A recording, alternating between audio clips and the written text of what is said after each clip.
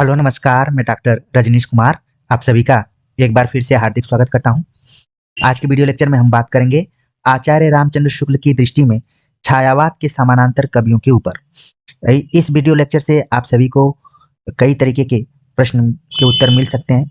एक तो अगर आप यूजीसी नेट की परीक्षा में जा रहे हैं तो वहाँ पर कई विकल्पों के आधार पर नीचे में भी विकल्प दिए जाते हैं और फिर मिलान करना पड़ता है या फिर बताना पड़ता है कि कौन किस कवि की रचना है या फिर किस विधा में है।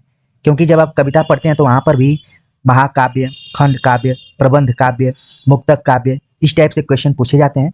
तो मेरी कोशिश है कि हम आचार्य रामचंद्र शुक्ल की दृष्टि से जो भी यूजीसी नेट के पाठ्यक्रम में कवि लगे हैं उनके ऊपर तो विशेष तौर पर बातचीत करेंगे और जो भी तथ्य आपकी परीक्षा के दृष्टिकोण से महत्वपूर्ण होंगे उन पर भी हम चर्चा करेंगे।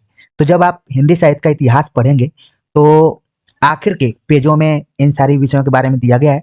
अगर आचार्य रामचंद्र शुक्ल की किताब आपके पास हो तो जरूर उसको आप लोग खोल कर देख भी सकते हैं। वे लिखते हैं कि ऊपर छायावाद के कुछ प्रमुख कवियों का उल्लेख हो चुका है।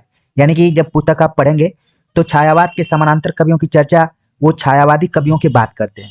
इसीलिए यहाँ पर शुरुआत हो रही है कि ऊपर छायावाद के कुछ प्रमुख कवियों का उल्लेख हो चुका है।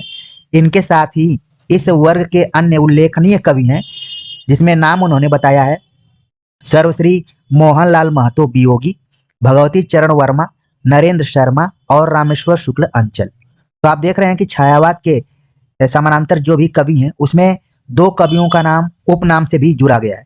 जैसे मान लीजिए प्रश्न पूछ लिया जाता है कि वियोगी किसका उपनाम है तो आपके दिमाग में इस लेक्चर के बाद तुरंत आ जाएगा कि सर मोहनलाल महतो का नाम है वियोगी।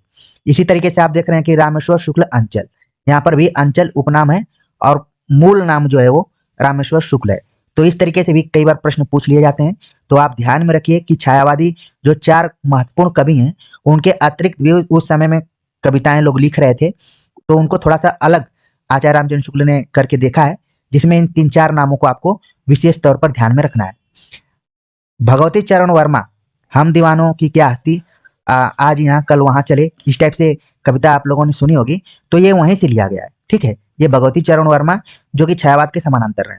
अब हम बात करते हैं एक एक कवियों की रचनाओं के ऊपर, जिसमें आप देख रहे हैं कि आचार्य रामचंद्र शुक्ल लिखते हैं कि श्री वियोगी की कविताएं निर्माल्य, एक तारा और कल्पना में संग्रहित है। यानी कि वियोगी की कविताओं को आपको ध्यान में रखना है कि निर्माल्य इनकी कविता है, एक तारा इनकी कविता संग्रह और कल्पना। ठीक है, इसके अतिरिक्त यहाँ पर बताया जा रहा है, मान लीजिए वियोगी की कविताओं का इन तीनों का नाम दे दिया जाता है और नीचे पूछ लिया जाता है कि ए सही है, बी सही है, ए बी दोनों सही है, सी सही है।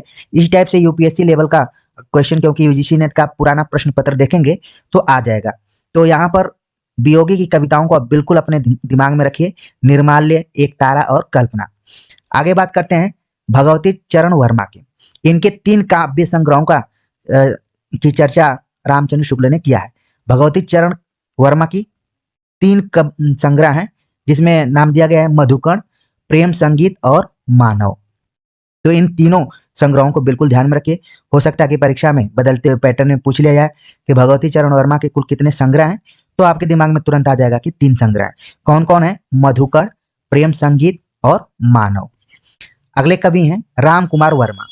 राम कुमार वर्मा को आपने इतिहास ग्रंथ में भी पढ़ा होगा, हिंदी साहित्य का आलोचनात्मक इतिहास। और यहाँ पर आचार्य रामचंद्र शुक्ल लिखते हैं कि श्री राम कुमार वर्मा ने पहले वीर हमीर और चित्तौड़ की चिंता की रचना की थी, तो जो छायावाद के भीतर नहीं आती है।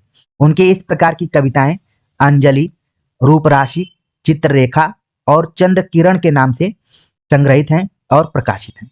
तो आपको परीक्षा के दृष्टिकोण से ध्यान में रखना है कि राम कुमार वर्मा की जो कविता है अंजलि, रूपराशि, चित्ररेखा, चंद्र किरण, तो इनको आपको ध्यान में रखना है, क्योंकि इन चारों कविताओं को अब विकल्प में देकर, एबीसी में देकर, और इसके बाद पूछा जा सकता है कि कौन सी है और कौन सी नहीं है, क्योंकि कई बार मिलान करने वाले क्वेश्चन भी आ जाते हैं जो कि कूट पर आधारित होते हैं। अब आपको मेरी बात समझ में आ रही होगी। तो राम कुमार वर्मा की सभी कविताएं आप बिल्कुल ध्यान में रखिए, अंजलि, रूपराशि, चित्ररेखा और चंद्र किरण। अब बात करते हैं अगले कवि के ऊपर जिनका जिक्र रामचंद्र शुक्ल ने किया है, आरसी प्रसाद। आरसी प्रसाद की रचनाओं का संग्रह है कलापी। मात्र एक यहाँ पर आप देख रहे हैं कलापी जो संग्रह है वो आरसी प्रसाद का है। तो आपको हो सकता है कि ये केवल सामान्य तौर पर क्वेश्चन पूछा जाए कि कलापी किसका संग्रह है, और इन्हीं में से विकल्प में अन्य कवियों का नाम डाला जा सकता है। तो अब आप लोग तुरंत दिमाग में रख लिए होंगे कि कलापी आरसी प्रसाद की रचनाओं का संग्रह है। अगले कवि हैं नरेंद्र। नरेंद्र शर्मा का जिक्र ऊपर किया गया है और वही नरेंद्र है, ठीक है। नरेंद्र शर्मा के संगीत उनके कर्णफूल, शूलफूल, प्रभात फेरी और प्रवासी के गीत नामक संग्रहों में संकलित हुए हैं। तो अब आपके दिमाग में तुरंत बैठ गया होगा कि नरेंद्र शर्मा के कौन कौन से काव्य संग्रहों को ध्यान में रखना है। कर्णफूल, शूलफूल, प्रभात फेरी और प्रवासी के गीत। अगर प्रीवियस ईयर के क्वेश्चन पेपर्स को आप देखेंगे तो ये सभी काव्य संग्रह किसी न किसी परीक्षा में पूछे जा चुके हैं। अब हम बात करते हैं रामेश्वर शुक्ल अंचल के बारे में, ठीक है। अंचल उपनाम से ही यहाँ पर लिख दिया है कि श्री अंचल की कविताएं मधुलिका और अपराजिता में संग्रह की गई हैं। यानी कि मधुलिका को आपको ध्यान में रखना है कि अंचल की कविताएं हैं, और अपराजिता, इन दोनों को आपको अपने दिमाग में विशेष तौर पर रखना है। तो जब भी आप आचार्य रामचंद्र शुक्ल का हिंदी साहित्य का इतिहास ग्रंथ पढ़ेंगे तो छायावाद के बाद जैसे ही उसका अंत होता है कवियों का परिचय और उनकी रचनाओं का परिचय देते हुए, तो इन सभी कवियों को अलग से उन्होंने लिखने का प्रयास किया है। तो मैंने भी सोचा कि आप सभी को आचार्य रामचंद्र शुक्ल की दृष्टि में छायावाद के समानांतर जो कवि रहे हैं, खासतौर से मोहनलाल महतो वियोगी, भगवती चरण वर्मा, नरेंद्र शर्मा और रामेश्वर शुक्ल अंचल, जैसे ही मैं वियोगी का नाम लूंगा तो आपके दिमाग में उनकी निर्माल्य, एक तारा और कल्पना आ जाएंगी। भगवती चरण वर्मा का नाम लूंगा तो मधुकर, प्रेम संगीत और मानव आ जाएंगे। राम कुमार वर्मा का नाम लिया जाएगा तो अंजलि, रूप राशि, चित्ररेखा और चंद्र किरण आ जाएंगे। आरसी प्रसाद की मात्र इकलौता जो अगर कविताओं का संग्रह कहा जाए तो कलापी आप बिल्कुल ध्यान में रखिए।